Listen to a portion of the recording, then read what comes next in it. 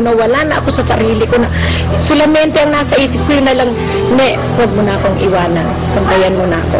Yan po ang iniwan nating kasaysayan sa isang ina na sa grabe ng kanyang karamdaman ay pinauwi na ng doktor at ibinili na ng anak ng kabaong. Sinimulan natin ang kwento noong Biyernes nang si Manay Juanita ay nagpunta sa Barangay Gulod upang magpasalamat at magpatotoo. Naantig po kami sa kanyang kwento, kaya't sinadya namin siya sa Dasmariñas, Cavite, kasama si Aling Tessie Ilagan na siyang naging daan upang maranasan niya ang ikalawang buhay.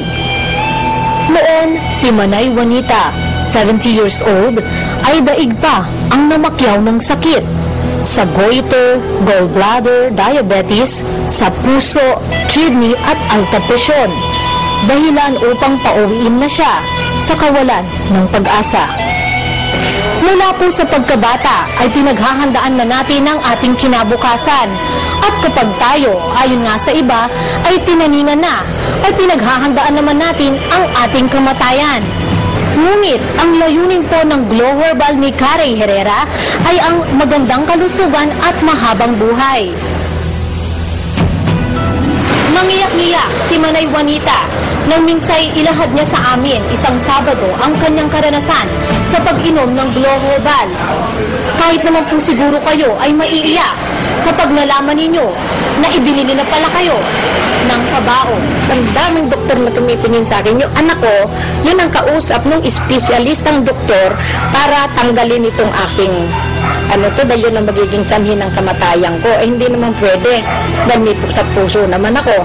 Kailangan yung puso ko pagalingin muna bago naman ako operahin. Kinausap ng anak ko yung doktor. Siguro kung ano na pag-asapan nila, hindi ko naman alam dahil siyempre iba ng pakiramdam ko. Nagalit salita, inuwi ako ng anak ko sa bahay niya sa Merville. Paalis siya nung following day, aalis na naman siya, babalik siya ng Australia. Bago siya umalis, tumalikod.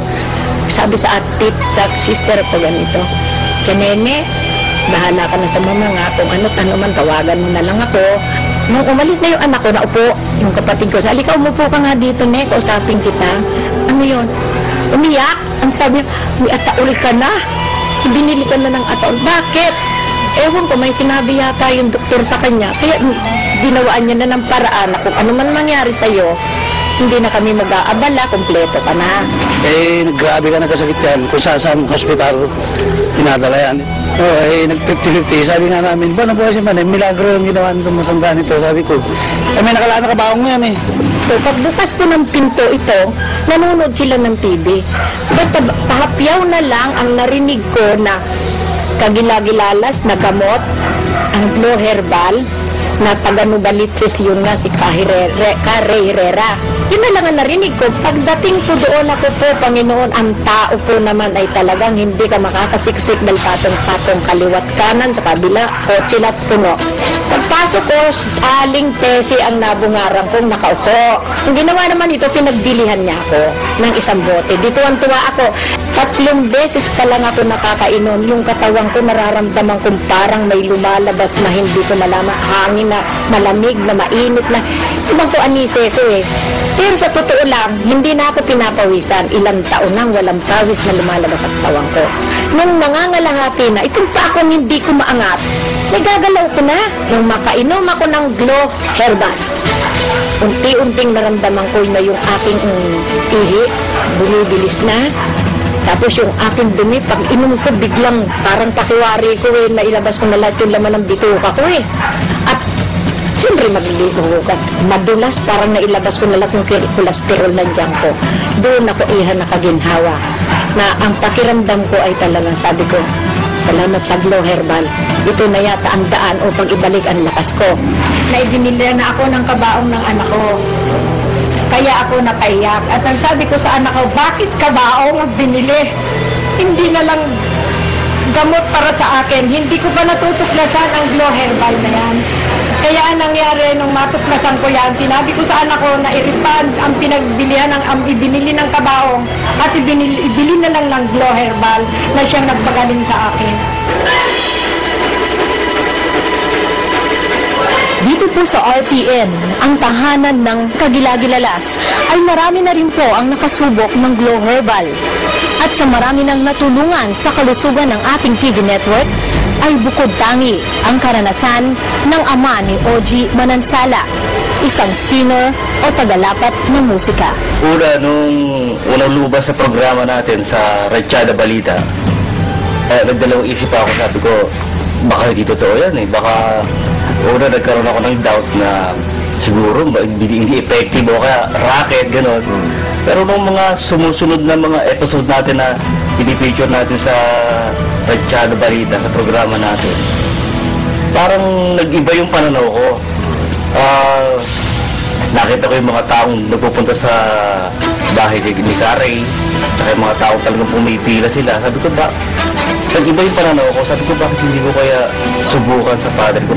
At ako naman nun galing sa ospital na sabay na kalalabas lang na naatake ko sa puso. Taon akong nagsasakripisyo na ganito. Yung boses ko talagang hindi bumalik sa, masabi kong hindi bumalik sa natural. Hindi masahol pa ako sa pipi magsalita. Talagang wala lumalabas na boses sa akin. Kaya nung itong buwan lang ito, nagdala ang aking anak na lalaki, gabi pa, Pinasubo ko sa father ko, kumuha ko ng isang bote. Mga ilang linggo pa lang siyang umiinom, nung nagkita kami ulit, nararamdaman ko na yung aking boses parang nagkakaroon ng kaluwaga, pero hindi ko pinapansin. ako rin mismo narinig ko, nag-iiba, bumabalik na sa normal. Kasi mahilig mag-video kay father ko eh. Yung makalawang baka isa't kalahati na ako, at tapos kumanta ako, doon ko na-discover na ang boses ko, wow! Kagilagilalas!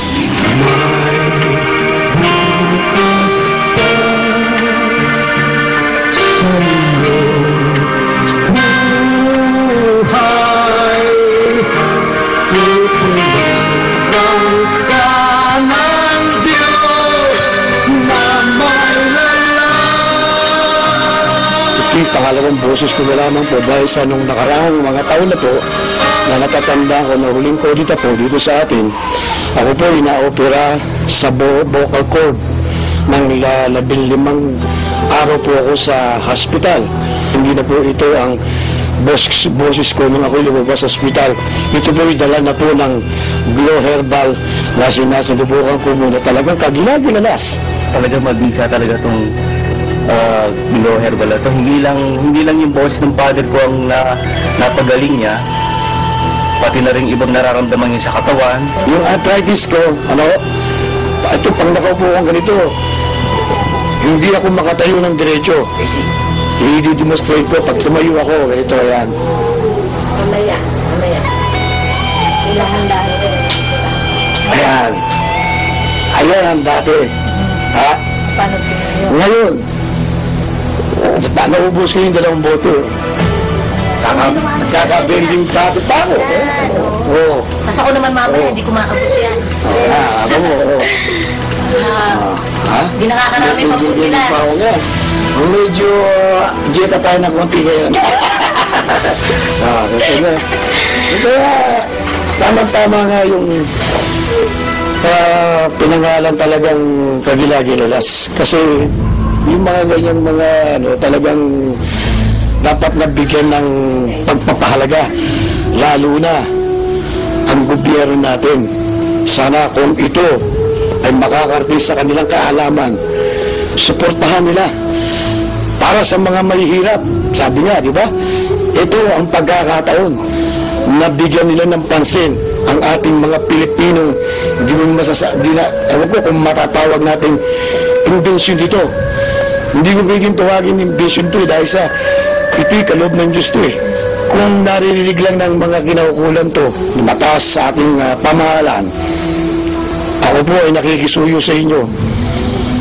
Bagamat ako ay isang mahirap lamang, hindi po sa sinusuportahan ko na maging popular ang Glow Herbal na ito na nilikha ni kapatid na Ray Herrera. nagmamakaawa po ko sa inyo. Para po sa mga taong may hirap na nangangailangan ng tulong, tulungan po natin ang ganitong mga tuklas ng ating mga kababayan.